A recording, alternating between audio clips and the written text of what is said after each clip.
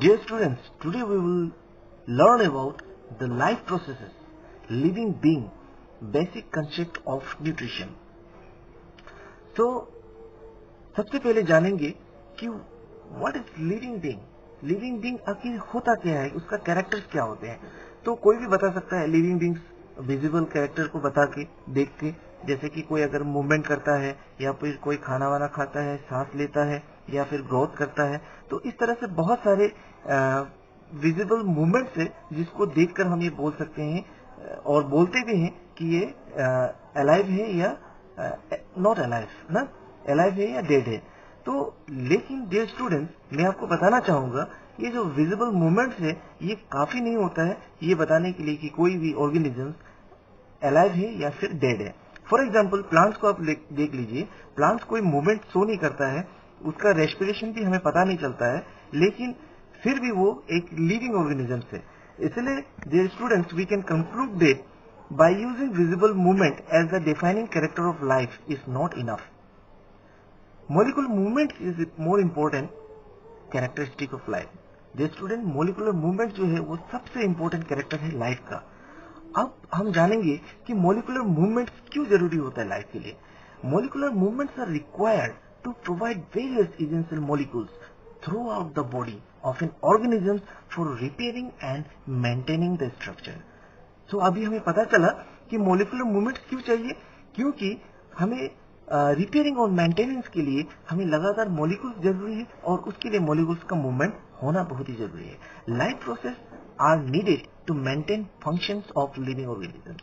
सो dear students, यहाँ पर एक वर्ड, एक टर्म्स आ गया है, लाइफ प्रोसेसेस. तो लाइफ प्रोसेस क्या चीज है? लाइफ प्रोसेस ऐसा प्रोसेस है जो हमें जरूरी होता है मेंटेनेंस के लिए और जीने के लिए. डियर स्टूडेंट्स, हमारे शरीर में बहुत सारे लाइफ प्रोसेस हो रहे हैं, आपको पता भी नहीं चल रहा होगा, लाइक रेस्पिरेशन, एक्सक्रीशन, डाइजेशन. तो इस तरह से बहुत सारे लाइफ प्रोसेसेस हमारे शरीर में लगातार हो रहे हैं. तो living organisms are well organized structures. Living organisms में आप देखेंगे ऑर्गेन्स होगा, टिश्यू होगा, सेल्स होंगे और इस तरह से बहुत सारे स्ट्रक्चर्स होंगे. और ये स्ट्रक्चर्स एक समय में ये स्ट्रक्चर टूट सकता है, खराब हो सकता है. इसीलिए ये स्ट्रक्चर को रिपेयर करने के लिए लगातार एनर्जी जरूरी होता है डियर स्टूडेंट्स. और एनर्जी हमको और भी अलग कामों के लिए भी जरूरी होता है, जैसे हो गया ग्रोथ, डेवलपमेंट और बहुत सारे बायोमोलिक्यूल्स को सिंथेसाइज करने के लिए. तो जितने भी मेंटेनेंस प्रोसेस है वो जरूरी होते हैं डैमेज या फिर कोई भी पार्ट जो डैमेज हो रहा है उसको रिपेयरिंग करने के लिए या फिर उसको डैमेज से रोकने के लिए. So there is a process to transfer a source of energy from outside the body of the organism which we call food to the inside known as nutrition. इसलिए डियर स्टूडेंट्स, तो ये सारी चीज जो एनर्जी हमारे शरीर में जो न्यूट्रिशन प्रोवाइड करने के लिए एक प्रोसेस है जिसको हम कहते हैं न्यूट्रिशन. ये प्रोसेस को कहते हैं न्यूट्रिशन. तो बहुत सारे हम न्यूट्रिएंट्स होते हैं जैसे carbohydrate, fat, protein, vitamin, mineral. तो ये जितने भी न्यूट्रिएंट्स हैं, ये न्यूट्रिएंट्स हम बना नहीं सकते हैं, लेकिन हम आउटसाइड फूड से हम इंटेक जरूर कर सकते हैं. जैसे अगर चावल खाएंगे कार्बोहाइड्रेट मिल जाएगा, मीट खाएंगे, दूध खाएंगे, प्रोटीन्स मिल जाएगा, बहुत सारे आपको मिनरल्स मिल जाएंगे. तो इस तरह से ये न्यूट्रिएंट्स हमको बाहर से ही लेना होता है. Process which together perform the maintenance and repairing function which are essential for sustaining life is called life process. तो डियर स्टूडेंट, लाइफ प्रोसेस क्या है? वो ऐसा प्रोसेस है जो कि मेंटेनेंस, रिपेयरिंग दोनों में ही हमें जरूरी होता है, जो कि जीने के लिए हमको जरूरी होता है. जैसे कि हो गया आपका न्यूट्रिशन हो गया, रेस्पिरेशन हो गया, ट्रांसपोर्टेशन हो गया, एक्सक्रीशन हो गया. तो इस तरह से बहुत सारे लाइफ प्रोसेस है. So now we will learn about the nutrition. तो न्यूट्रिशन प्रोसेस तो आपने समझा न्यूट्रिशन क्या है, लेकिन न्यूट्रिशन कितने प्रकार के हैं डियर स्टूडेंट्स आपको पता होगा, आपने प्रीवियस क्लास में भी पढ़ा है. तो न्यूट्रिशन कितने प्रकार के होते हैं? 2 प्रकार के होते हैं, एक ऑटोट्रोपिक मोड, दूसरा हो गया हेटरोट्रोपिक मोड. अब ऑटोट्रोपिक न्यूट्रिशन में क्या होता है, यहाँ पर ऑर्गेनिज्म जो है दूसरों पर डिपेंड नहीं होते हैं, वो अपना खाना खुद ही बना लेते हैं through the process of photosynthesis. तो ये जो है प्लांट जो है फोटोसिंथेसिस प्रोसेस करके अपना खाना खुद बना लेता है, इसलिए प्लांट को ऑटोट्रोफ्स कहते हैं. इस प्रोसेस में क्या होता है, फोटोसिंथेसिस प्रोसेस में कार्बन डाइऑक्साइड, वाटर जो है लीव्स में एंटर होते हैं और सोलर एनर्जी जो है आपका क्लोरोप्लास्ट जो है सोलर एनर्जी को एब्जॉर्ब करते हैं और फिर फोटोसिंथेसिस प्रोसेस लीव्स में होता है, जिसके बाद प्लांट को ग्लूकोज मिलता है और ऑक्सीजन मिलता है। यहाँ पर आप पूरे केमिकल रिएक्शन देख सकते हैं कि 6 molecule of carbon dioxide are reacting with 6 molecule of water in the presence of sunlight and chlorophyll in the chloroplast forms 1 molecule of glucose and 6 molecule of oxygen। तो ये जो लीफ में है आपका क्लोरोप्लास्ट पाया जाता है, जिसके कारण से लीफ का रंग हरा होता है। तो वो डॉट डॉट स्ट्रक्चर्स होते हैं उसके, और क्लोरोप्लास्ट के अंदर क्लोरोफिल पाया जाता है। क्लोरोफिल ही सोलर एनर्जी को एब्जॉर्ब करता है फोटोसिंथेसिस प्रोसेस के लिए। सो डियर स्टूडेंट्स, आप लिस्ट में देखेंगे तो बहुत सारे, अगर कंपाउंड माइक्रोस्कोप में देखेंगे तो बहुत सारे छोटे छोटे वहां पर पोर्स होते हैं, जिसे हम स्टोमेटा कहते हैं। स्टोमेटा जो है गैसेस एक्सचेंज में काम आता है। स्टोमेटा जब ट्रांसपिरेशन हो रहा होता है या फिर कार्बन डाइऑक्साइड का जब एब्जॉर्प्शन हो रहा होता है, तब स्टोमेटा ओपन हो जाता है, और जब एक्सेस वाटर लॉस हो रहा है उसको रोकने के लिए स्टोमेटा क्लोज हो जाता है। तो ये जो क्लोजिंग और ओपनिंग स्टोमेटा का है, इसको गर्ड सेल कंट्रोल करता है। इसको कौन कंट्रोल करता है स्टूडेंट? इसको गर्ड सेल कंट्रोल करते हैं। अब हम बात करेंगे heterotrophic mode of nutrition. Heterotrophic organism जो है वो कॉम्प्लेक्स फूड को तोड़ के सिंपलर फॉर्म में कन्वर्ट कर देते हैं और फिर उसे कंज्यूम करते हैं एनर्जी गेन करने के लिए। तो हेटरोट्रोफिक न्यूट्रिशन 3 प्रकार का होता है। पहला हो गया सेप्रोफाइटिक न्यूट्रिशन, दूसरा हो गया पैरासाइटिक न्यूट्रिशन और तीसरा holozoic nutrition. In saprophytic nutrition dear student, organisms obtain its food from dead and decaying organisms। Example, उदाहरण के तौर पर फंजाई हो गया, ईस्ट हो गया, मशरूम हो गया, ये सड़ा या फिर मरा ऑर्गेनिज्म, इस प्रकार के ऑर्गेनिजम्स को ये सेप्रोफाइटिक ऑर्गेनिज्म जो है उसको एब्जॉर्ब करते हैं, उसको ऑब्टेन करते हैं एज ए फूड। दूसरा पैरासाइटिक न्यूट्रिशन हो गया। पैरासाइटिक न्यूट्रिशन में क्या होता है? ऑर्गेनिज्म अपना खाना दूसरे लिविंग ऑर्गेनिज्म से लेता है, जैसे कि हो गया लीच हो गया या कोई भी वर्म्स हो गए। तो इसी तरह से होलोजोइक न्यूट्रिशन में क्या होता है डियर स्टूडेंट? होलोजोइक न्यूट्रिशन में ऑर्गेनिज्म अपना खाना लेते हैं, खाना खाते हैं, फिर उसे अपने पेट में डाइजेस्ट करते हैं और फिर वो अनडाइजेस्टेड फूड को फिर एज ए वेस्ट रिमूव कर देते हैं। For example, in human beings and animals you can see they obtain its food, digest it and remove the waste material. So how do organisms obtain their nutrition? अगर हम single cell organisms की बात करें तो single cell organism में क्या होता है? फूड को डायरेक्टली पूरा इंटायर सरफेस से ले सकता है। फॉर एग्जाम्पल, जैसे कि एमोइबा का केस में आप देख सकते हैं, एमोइबा क्या करते हैं? अपना बॉडी को एक्सटेंड करके फूड को डायरेक्ट एब्जॉर्ब कर लेता है। तो जैसे जैसे ये सिंगल सेल से मतलब कॉम्प्लेक्सिटी ऑर्गेनिजम्स का बढ़ता है, तो अलग अलग पार्ट फिर स्पेशलाइज होते हैं अलग अलग परफॉर्मेंस के लिए। तो अभी हम सिंगल सेल ऑर्गेनिजम्स की बात करेंगे, एमोइबा की।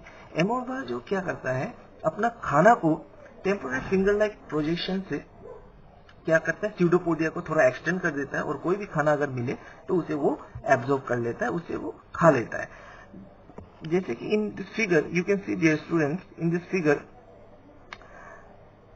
The pseudopodia fuses over the food particles, forming a food vacuole where the complex substance are broken down to simpler ones and then are dissolved. Okay, here you can see the food are taken in through the extension of the pseudopodia and the food are absorbed in the third step. Okay, in the fourth step the food are assimilated. Assimilation में होता क्या है, जो absorb हो गया, जो digest हो गया, एब्जॉर्ब हो गया, वो फिर डिफरेंट आपका सेलुलर एक्टिविटी में उसको यूज करते हैं for the maintenance and repair. तो फिर अनडाइजेस्टेड फूड जो है उसको लास्ट स्टेट में इजेशन के माध्यम से उसको फिर रिलीज कर दिया जाता है। Okay, through out the cytoplasm, cytoplasm के बाहर उसे रिलीज कर दिया जाता है। तो अब हम पढ़ने जा रहे हैं सबसे important topic, nutrition in human beings. ये बहुत ही इम्पोर्टेंट टॉपिक है एग्जामिनेशन पॉइंट ऑफ व्यू से भी, और बहुत ही इम्पोर्टेंट है। आगे हायर क्लास में भी आपको बहुत ही इसका काम आएगा। तो डियर स्टूडेंट्स, आप अगर ध्यान से देखेंगे तो हमारा जो है डाइजेस्टिव सिस्टम, जिसे हम एलिमेंट्री कैनल भी कहते हैं, ये हमारा माउथ से स्टार्ट है। एक लंबा कैनल है, एक ट्यूब है, हमारे माउथ से स्टार्ट है और ये अप टू द एनस है। तो यहाँ पर हमारा डाइजेशन जो है, first digestion start in our mouth. Mouth में शुरू होता है। कैसे होता है? जो हम फूड इंटेक कर रहे हैं उसे हम चबाते हैं अपनी दांतों से। उसके बाद में जैसे फूड चबा रहा होता है दांतों से, तो सलाइवा फूड के साथ मिक्स हो जाता है ताकि वो खाना इजीली ओइसोफेगस से पास हो। तो सलाइवा में क्या होता है डियर स्टूडेंट? सलाइवा में सैलिवरी ग्लैंड्स होता है और सलाइवा एक एंजाइम कंटेन करता है जिसका नाम है सैलिवरी एमाइलेज, जो कि स्टार्च को शुगर में बदल देते हैं। तो जैसे हम खाना, उसके बाद खाना जो हम चबा लेते हैं जो खाना को, और जो सलाइवा से मिक्स हो जाता है वो थ्रू ओइसोफेगस वो हमारे स्टोमक तक पहुंचता है। तो डियर स्टूडेंट्स, यहाँ पर एक बहुत ही इम्पोर्टेंट आपको पॉइंट समझना है कि ये माउथ से स्टोमक तक खाना पहुंचता कैसे होगा, क्योंकि ये जो ओइसोफेगस है एक लंबा पाइप है और बहुत ही टाइट है। तो यहाँ से खाना कैसे जाता होगा डियर स्टूडेंट्स? यहाँ से जो खाना जाता है वो एक प्रोसेस से जाता है जिसका नाम है पेरिस्टाल्टिक मूवमेंट, और ये पेरिस्टाल्टिक मूवमेंट की वजह से लगातार रिदमिक कंट्रैक्शन होता है और मूवमेंट होता है, जिसकी वजह से खाना जो है हम जो चबाए हैं मुंह से वो पुश होकर थ्रू ओइसोफेगस वो हमारे स्टोमक तक पहुंच जाता है। अब स्टोमक को अगर आप ध्यान से देखेंगे तो स्टोमक एक सेक लाइक ऑर्गन है जिसमें खाना टोटली डाइजेस्टिव जूस के साथ मिक्स हो जाता है। The gastric gland present in the wall of stomach, stomach के वॉल में गैस्ट्रिक ग्लैंड है which release hydrochloric acid, pepsin and mucus. ये तीन चीज स्टोमक में रिलीज होता है जो कि बहुत ही इंपॉर्टेंट है। Hydrochloric acid creates an acidic medium which facilitates the action of the enzyme pepsin. तो पेप्सिन का एक्शन में फर्दर हाइड्रोक्लोरिक एसिड मदद करता है, और mucus protect the inner lining of the stomach from the action of the acid. क्योंकि hydrochloric acid release हो रहा है तो स्टोमक को भी हानि कर सकता है, इसीलिए स्टोमक के वॉल में म्यूकस लगा होता है, जिसके कारण आपका एसिड जो है हाइड्रोक्लोरिक एसिड स्टोमक में कोई असर नहीं कर पाता है। The food exist the stomach by sphincter muscle to the small intestine. तो खाना थोरोली मिक्स हो जाने के बाद में जो है आपका स्मॉल इंटेस्टाइन में स्टोमक से चला जाता है। Small intestine is the largest part of the alimentary canal. तो स्मॉल इंटेस्टाइन जो स्टूडेंट्स बहुत ही लंबा होता है। आप इसका हाइट अगर देखेंगे तो ये कम से कम 6 मीटर का होता है, तो 6 मीटर या उससे भी ज्यादा हो सकता है। It is the site of complete digestion of protein into amino acid, fats into fatty acid and glycerol and carbohydrates into glucose. तो स्मॉल इंटेस्टाइन में कंप्लीट डाइजेशन हो जाता है, प्रोटीन एमिनो एसिड में बदल जाता है, फैट फैटी एसिड में बदल जाता है और कार्बोहाइड्रेट ग्लूकोज में बदल जाता है। तो wall of the small intestine contains gland which secrete intestinal juice. तो इंटेस्टाइनल जूस जो है वो फूड के साथ मिक्स हो जाता है। Enzyme present in it finally convert the protein into amino acid, complex carbohydrate into glucose and fats into fatty acid and glycerol. तो वो सारे जो एंजाइम्स हैं वो एमिनो एसिड प्रोटीन को एमिनो एसिड में बदल देते हैं, कार्बोहाइड्रेट को ग्लूकोज में और फैट को फैटी एसिड और ग्लिसरॉल में बदल देते हैं स्मॉल इंटेस्टाइन में। स्मॉल इंटेस्टाइन में फैट जो है बहुत ही लार्ज ग्लोबुल फॉर्म्स में रहते हैं, इसीलिए एंजाइम्स को बहुत ही तकलीफ होता है उसमें काम करने के लिए। इसीलिए डियर स्टूडेंट, बाइल सोल्ट जो है उसको तोड़ने में मदद करता है स्मॉल ग्लोब्यूल्स में, और एंजाइम्स का एक्शन को भी बढ़ाता है। बाइल जूस जो है कहाँ से रिलीज होता है? लीवर से। The pancreas secrete pancreatic juice which contain enzymes like trypsin for digesting proteins and lipase for breaking down emulsified fats.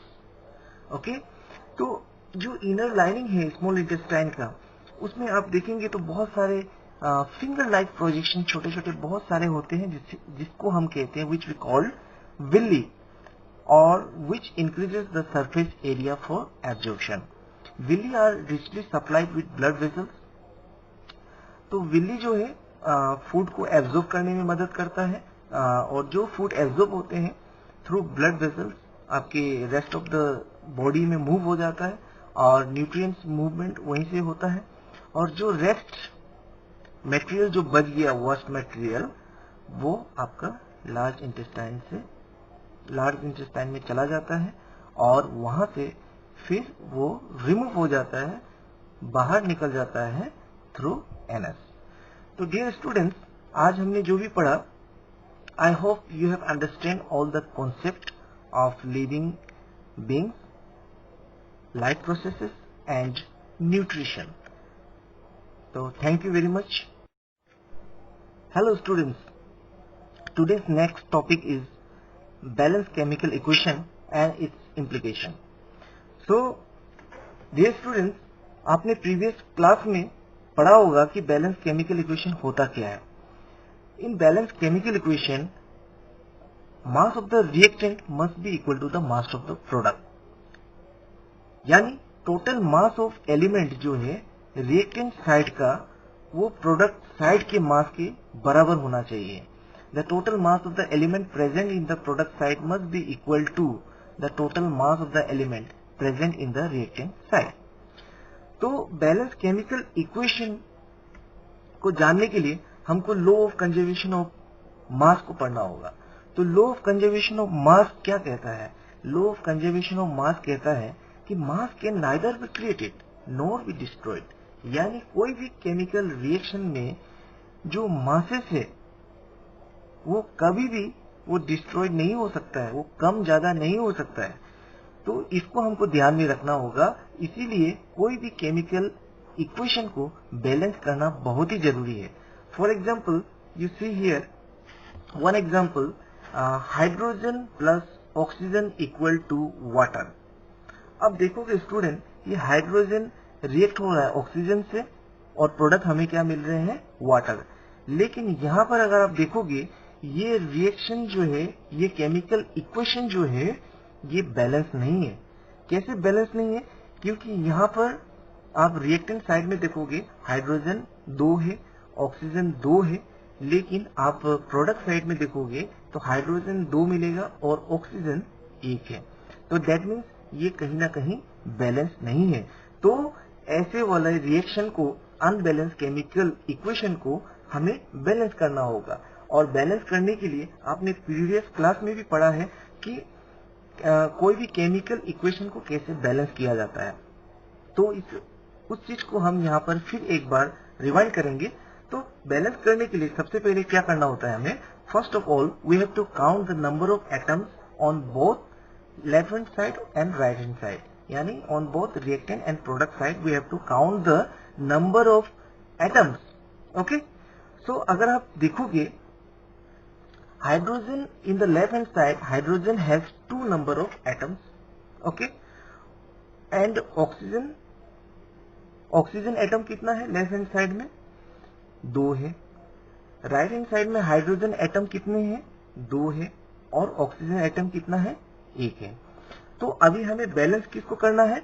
Oxygen को करना है राइट हैंड साइड में, क्योंकि राइट हैंड साइड में ऑक्सीजन 1 है, लेफ्ट हैंड साइड में 2 है। तो इसको हमको बैलेंस करना होगा।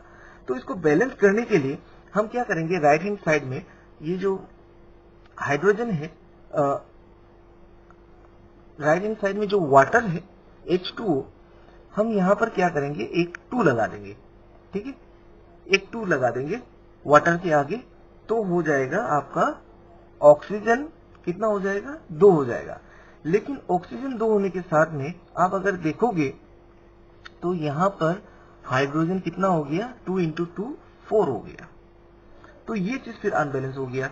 तो उसके लिए हमें क्या करना होगा?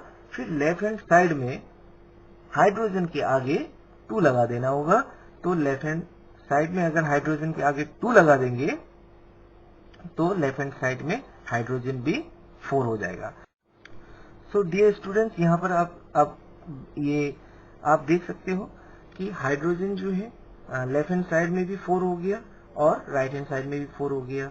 ऑक्सीजन लेफ्ट हैंड साइड में भी 2 है और राइट हैंड साइड में भी 2 है। दैट मीन्स ये केमिकल इक्वेशन बैलेंस्ड है। तो अब ये जो बैलेंस केमिकल इक्वेशन है, इसका इम्प्लीकेशन क्या है? What are the implication of balance chemical equation? So dear student, one of the most important uses of balanced chemical equation is that it gives quantitative relationship between the various reactant and products in terms of moles, masses, molecules and volumes. This is called stoichiometry. In Greek word, stoichiometry means to measure an element, as it was first used by Richter as he realized that masses of elements in which they combine have a fixed relationship with each other. The coefficient of the balanced chemical equation are called stoichiometric coefficient. तो dear student, stoichiometry जो है ये एक phenomenon है जो कि element को major करने वाला फिनोमिनन को ही स्टोइकियोमेट्री कहते हैं। आप एलिमेंट को मेजर किस किस टर्म में कर सकते हैं? In term of moles, in term of masses, in term of molecules, in term of volumes. तो ये फिनोमिनन को ही स्टोइकियोमेट्री कहता है। और ये स्टोइकियोमेट्री जो वो है, जो फिनोमिनन है, इसको सबसे पहले रिचर्ड ने यूज किया था और उन्होंने कहा था कि एलिमेंट का जो मासेस है जिसमें वो कंबाइन हो रहा है, उसमें एक कुछ ना कुछ एक फिक्स रिलेशनशिप है एक दूसरे से। और ये जो स्टोइकियोमेट्रिक कोएफिशिएंट है, डियर स्टूडेंट्स, आपने यहाँ पर देखा होगा हाइड्रोजन के आगे जो 2 लगा हुआ है या वाटर के आगे जो 2 लगा हुआ है, इसे हम स्टोइकियोमेट्रिक कोएफिशिएंट कहते हैं। ओके, सो क्वांटिटेटिवली बैलेंस केमिकल इक्वेशन जो है बहुत सारे इंफॉर्मेशन देते हैं। उसमें से सबसे पहला इंफॉर्मेशन बैलेंस केमिकल इक्वेशन बताता है number of molecules of each reactant and product. जो भी रिएक्टेंट हो या प्रोडक्ट हो, जो भी आपका रिएक्शन में पार्ट ले रहा है, उनका नंबर ऑफ मॉलिक्यूल्स को बता देता है, बताने में मदद करते हैं। और कोई भी रिएक्टेंट हो, प्रोडक्ट हो, जो कि केमिकल रिएक्शन में पार्ट ले रहा है, उसका नंबर ऑफ मोल्स को बता सकते हैं। अब बैलेंस केमिकल इक्वेशन के माध्यम से, बैलेंस केमिकल इक्वेशन के माध्यम से आप मास रिलेशनशिप निकाल सकते हो। जैसे कि कोई भी रिएक्टेंट जो रिएक्ट कर रहा है या फिर उसका मासेस को आप मास का रिलेशन कोई भी प्रोडक्ट का मास से आप निकाल सकता है रिलेशन। ओके, चौथा है मास वॉल्यूम रिलेशनशिप भी आप निकाल सकते हैं बैलेंस केमिकल इक्वेशन के माध्यम से। Example, relative masses of reactant and product and volumes of gases reactant और प्रोडक्ट्स। तो आप रिलेटिव मासेस निकाल सकते हैं रिएक्टेंट और प्रोडक्ट का, या फिर आप मास वॉल्यूम निकाल सकते हैं रिएक्टेंट और प्रोडक्ट का, उसका रिलेशनशिप को आप निकाल सकते हैं। हमको एक चीज ध्यान में रखना होगा, जब भी हम अगर किसी भी गैसेस के बारे में बात कर रहे हैं, तो कोई भी गैस, अगर कोई भी 1 मोल गैस का आपका वॉल्यूम 22.4 लीटर ये कैलकुलेटेड है एट एसटीपी यानी स्टैंडर्ड टेम्परेचर और प्रेशर कंडीशन में, यानी जब 0 डिग्री सेल्सियस हो या 1 एटमॉस्फेरिक प्रेशर हो, तब हम 1 मोल गैस को 22.4 लीटर हम उसमें लिख सकते हैं, उसका वॉल्यूम हम उतना लिख सकते हैं। सो डियर स्टूडेंट्स, अभी तक जो भी 4 इम्प्लीकेशन हमने बैलेंस केमिकल इक्वेशंस के पढ़े, वो सारे इस एग्जाम्पल से क्लियर हो जाएगा। ये एग्जाम्पल है एक बैलेंस केमिकल इक्वेशंस का, जहां पे कैल्शियम कार्बोनेट रिएक्ट हो रहे हैं हाइड्रोक्लोरिक एसिड के साथ और हमें प्रोडक्ट में कैल्शियम क्लोराइड, वाटर और कार्बन डाइऑक्साइड मिल रहा है। तो डियर स्टूडेंट्स, इस बैलेंस केमिकल इक्वेशन से हम क्या क्या पता कर सकते हैं, हमें क्या क्या इम्प्लीकेशंस मिल सकता है, आपको अभी एक एक करके क्लियर हो जाएगा। तो शुरुआत करते हैं सबसे पहले in the term of molecules. तो मॉलिक्यूल के टर्म्स में हमें क्या चीज इस जानकारी क्या मिलता है इस बैलेंस केमिकल इक्वेशन से, वो पहला ये है कि हम कह सकते हैं, we can say that one molecule of calcium carbonate react with 2 molecule of hydrochloric acid to form 1 molecule of calcium chloride, 1 molecule of water and 1 molecule of carbon dioxide. तो students, in the term of molecule हमने ये relation हमने यहाँ इस balance chemical equation से पता किया कि कैल्शियम कार्बोनेट का एक मॉलिक्यूल जब 2 मॉलिक्यूल हाइड्रोक्लोरिक एसिड के साथ रिएक्ट करते हैं तो प्रोडक्ट में हमें एक मॉलिक्यूल कैल्शियम क्लोराइड का मिलता है, एक मॉलिक्यूल वाटर का मिलता है और एक मॉलिक्यूल कार्बन डाइऑक्साइड का मिलता है। तो स्टूडेंट, अब दूसरा इम्प्लीकेशन हम मोल के टर्म पे यहाँ से हम बता सकते हैं दूसरा रिलेशन। तो हम कह सकते हैं कि 1 mole of calcium carbonate react with 2 mole of hydrochloric acid to form 1 mole of calcium chloride, 1 mole of water and 1 mole of carbon dioxide. और तीसरा इम्प्लीकेशन जो है, तीसरा रिलेशन, हम मास, रिएक्टेंट का मास और प्रोडक्ट का मास का रिलेशन हम यहाँ से निकाल सकते हैं डियर स्टूडेंट्स। तो मास को निकालने के लिए तो हमें कैल्शियम कार्बोनेट का टोटल मास सबसे पहले निकालना होगा स्टूडेंट। तो कैल्शियम कार्बोनेट जो है कैल्शियम से बना है, कार्बन से बना है और ऑक्सीजन से बना है। तो हमें तीनों का अलग से मास निकालना होगा और उसको ऐड करना होगा, सिंप्लीफाई करना होगा। तो कैल्शियम का एटॉमिक मास डियर स्टूडेंट आपको पता होगा, कैल्शियम का एटॉमिक मास 40 होता है, कार्बन का 12 होता है और ऑक्सीजन का 16 होता है। यहाँ पे ऑक्सीजन 3 है, इसलिए 3 से 16 को इंटू कर देंगे और सिंप्लीफाई करेंगे तो टोटल 100 ग्राम मास कैल्शियम कार्बोनेट का निकल के आता है।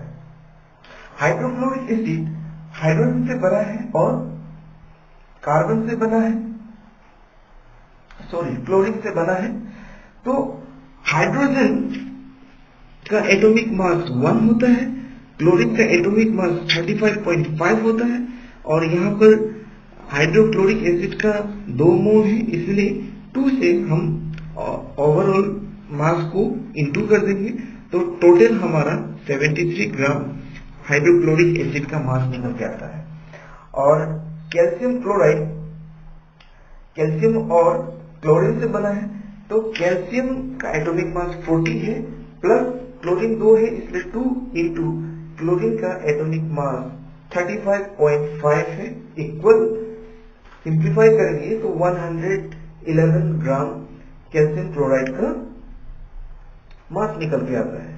और वाटर में क्या क्या है, हाइड्रोजन है 2 और ऑक्सीजन 1 है, तो 2 इंटू हाइड्रोजन का एटॉमिक मास 1 प्लस ऑक्सीजन का atomic mass 16 equal to 18 gram mass water का निकल के आता है।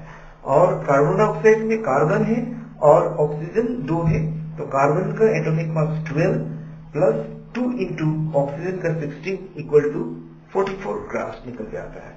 तो डियर स्टूडेंट, अब ये बैलेंस केमिकल इक्वेशन से हम मास को जब कंपेयर करते हैं तो we can say that 100 gram of calcium carbonate react with 73 gram of hydrochloric acid to form 111 gram of calcium chloride, 18 gram of water and 44 gram of carbon dioxide.